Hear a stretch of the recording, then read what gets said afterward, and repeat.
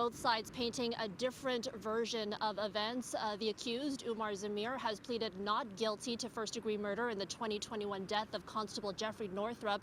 And in his opening remarks, Zameer's defense attorney, Nader Hassan, calling this a, quote, horrific, tragic accident, but not a crime.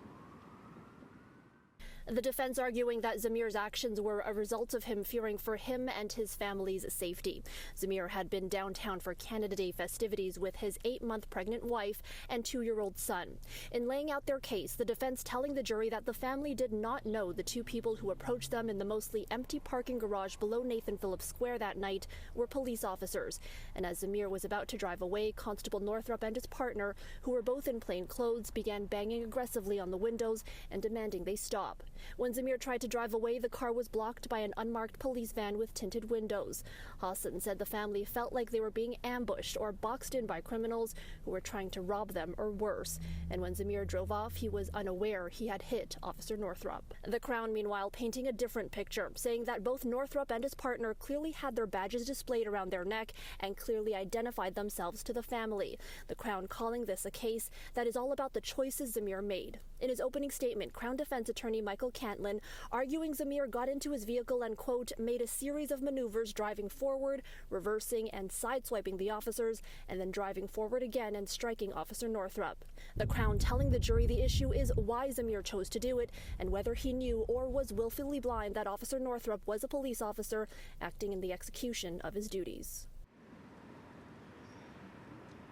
And there's more context here, Cynthia.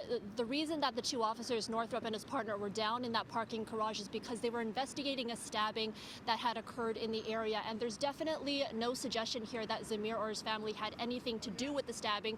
It's really just two things that were converging here: the stabbing investigation and the fact that this family was out on Canada Day weekend. What a terrible story, Erica. Now, this whole incident took place, to add more context, just 1 month after that horrific attack against a Muslim family in London. And the defense referenced that in their opening statement.